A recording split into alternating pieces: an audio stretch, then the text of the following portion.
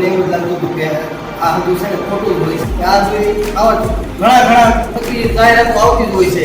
પણ પછી હું છે ને સરને મળવા આવ્યો. પછી સરે મને એની વાત કરી કે આ રીતનું છે. પછી મને એવું લાગ્યું કે નહીં, કંઈક આ સરમાં કંઈક પાવર છે તો મારે મૂકવો જરૂરી જ છે. એ હિસાબે પછી મેં સરને વાત કરી કે આ રીતનું બધું છે. પછી સરે મને કીધું વાંધો નહીં તમે. મેં કીધું સરને પછી મેં પાછો ફોન કર્યો કે સર મારે મને મૂકવો છે, પણ મને જે વિશ્વાસ નતો પછી મેં પાછી સરને કીધું હવે મને વિશ્વાસ બેઠો છે તમારા ઉપર, મારે એમને મૂકવો જ છે.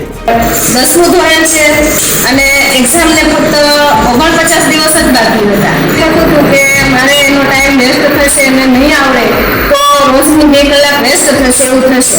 એમાં કોઈ મેં રિવ્યુ લીધા સરના કે વેસ્ટ તો નથી થતી ને 2 કલાક. તો સરે મને પ્રોત્સાહિત કર્યું અને એને સર્વથી કીધું કે તમારા જે આ સમય છે એ સમય તમારો વેસ્ટ નથી થતો, પણ ખૂબ જ અમૂલ્ય સમય છે અને તમને આ ચાન્સ મળ્યો છે તો એ તક તમે ઝડપી લો.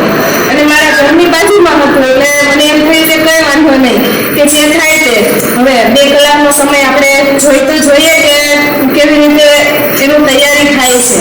એટલે પછી મેં 2 કલાક માટે એને અહીંયા યાદશક્તિ સેમિનારમાં મૂકી દીધી.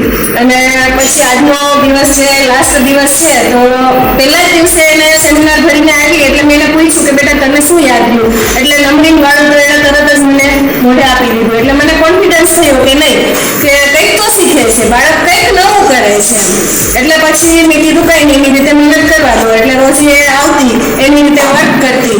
અને આજે છેલ્લા દિવસે જ્યારે મેં નજરે જોયું કે મારી બેબી પેજ નંબર સાથે આખી બુક્સ યાદ રાખી શકે છે અને ભવિષ્યમાં જો આ સેમિનાર ભરાવવામાં આવે દરેક બાળકને દરેક સ્કૂલની અંદર અને કેળવાયેલી યાદશક્તિ દ્વારા બાળકોને પ્રોત્સાહિત કરવામાં આવે તો એ દરેક પેરેન્ટ્સ માટે, દરેક બાળક માટે અને હું તો ત્યાં સુધી કહું છું કે આખા ભારત દેશ માટે ખૂબ જ આશીર્વાદરૂપ બનશે યાદશક્તિ સેમિનાર. Thank you. પહેલા એનામાં ઘણી બધી મને કોર્સ કર્યો, પછી એનામાં ઘણો ચેન્જ લાગ્યો. પ્રથમ દિવસથી જ મને દેખાવા લાગ્યું કે એનામાં થોડો ચેન્જ આવ્યો. ઓટોમેટિક કીધા વગર વાંચવા બેસી જવા મળ્યો. ઓટોમેટિક એનામાં માઇન્ડમાં મને એમ લાગ્યો પ્રોગ્રેસ આવવા મળ્યો છે. એટલે ઘણું સરસ કામ છે હરીશભાઈનું. 100% કરાવવા જેવો છે. પણ કે તમારા છોકરામાં કેટલી શક્તિ છુપાયેલી છે. આપણે એને મિસઅન્ડરસ્ટેન્ડ કરતા હોય કે આપણે ઘણી વાર કે ભાઈ તને કઈ ખબર નથી, ડફો આ બધું કોર્સ કરાવવા પોતાનો ડર બી નીકળી જાય. છોકરો ટેલેન્ટેડ સેમિનાર જોયો ત્યારે જ અમે ડિસાઈડ કર્યું કે આપણા છોકરાને આવા સર પાસે મૂકવું જોઈએ. એનાથી એનો ગ્રોથ થઈ શકશે, એનાથી એની લાઈફ સુધરી શકશે. આજે પૈસાનું કોઈ મહત્વ નથી, છોકરાનો ગ્રોથ જોવો એ એનું મહત્વ છે મારી દ્રષ્ટિએ. ખરેખર હરીશભાઈ પટનાનો ખૂબ ખૂબ આભાર કે જેણે મારા બાળકને મોટિવેટ કરી અને યાદશક્તિમાં ખૂબ ઇમ્પ્રુવમેન્ટ કરેલો છે. અને ઓન સ્ટેજને જે ડર લાગતો હતો એ ડર બધું દૂર થઈ ગયો છે. ખૂબ ખૂબ આભાર. એના ડેડી અરે 5 મિનિટ બેસતો નહીં, બોલતો નહીં, કોઈ વાતચીત બાપ દીકરી અમે આવે જ નહીં. એની બદલે પહેલે દિવસે હરેશભાઈની સાથે વાતચીત કરીને આવ્યો. 1.5 કલાક સુધી એના ડેડી અરે વાત કરી અને 12 વાગ્યા સુધી એને સ્કૂલનું લેસન કર્યું. ઈ લેસન કરતો ટ્યુશનના 2 પેપર એને પાડ્યા છે આ ઓલા સેમિનારમાંથી. એટલો એને રસ છે કે સેમિનારની વાત જ આખો દિવસ કરવાની ના હતી, પણ સરને જે બનાવ બનેલો હોય ને આગળનો એ જ વાત કરતો, બીજી વાત ન કરતો. બીજું અમારા સગા સંબંધી અમારા સાહેલને એમ કહેતા કે સાહેલનું પેલું મગજ નથી.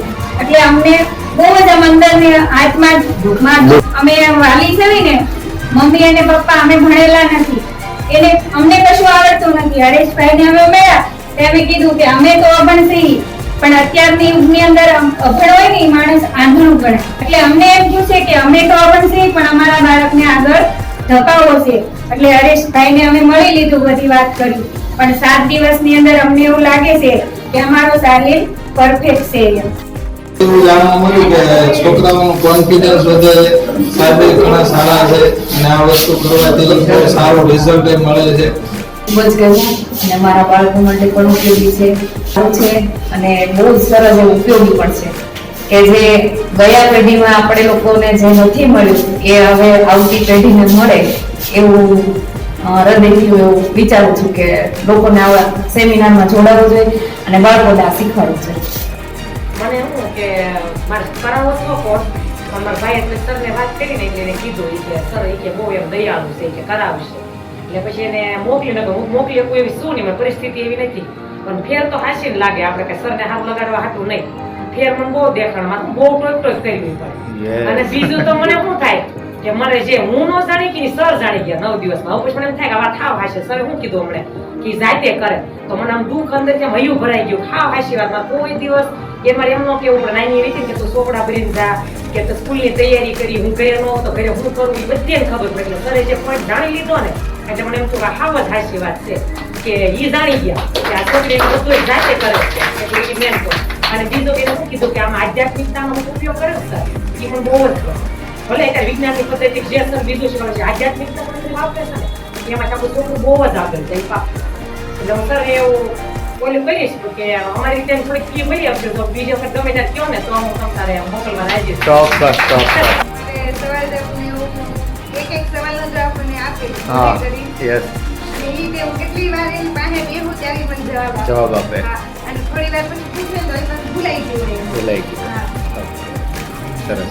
હવે તમને 7 દિવસમાં કઈ ફરક લાગ્યો છે એનામાં? હા, એની મને ઘરે એક બે પાંચ ડબ્બા હતા. હા ઘરે ઘડી. ઓકે પછી ઈ કે તો મને અત્યારે આવે ને મમ્મી હું તને પછી બધું મોઢે કરી નાખું. બરાબર છે. સરસ. બીજા પેરેન્ટ્સ માટે શું મેસેજ છે? આ સારું જ છે. હા. મેં તો આ પહેલી જ વાર હું તો અહીંયા મારો છોકરો આવતો જ નથી. હા હા હું મીટિંગમાં આવીશ ત્યારે મેં જોયું કે આ કરાવવા જેવું છે. ચોક્કસ. અમારા ઘરેથી તો બધા ના જ પાડતા હતા. હા કપડાની ફી કપડા લેવા પૈસા આપેલા હતા એની મેં ફી ભરી છે ને. ઓકે. કરાવડી yeah okay. એનામાં તો 50% જેટલું જ રિઝલ્ટ આવે છે ને. એટલે બીજું થોડોક આગળ ભલે આપણે 60-70% થોડોક હા. આગળ વધે. જ્યાં છે ત્યાંથી આગળ વધે. બરાબર છે. બસ મારે બહુ જાજુ તો નહોતું તો એટલું બધું હા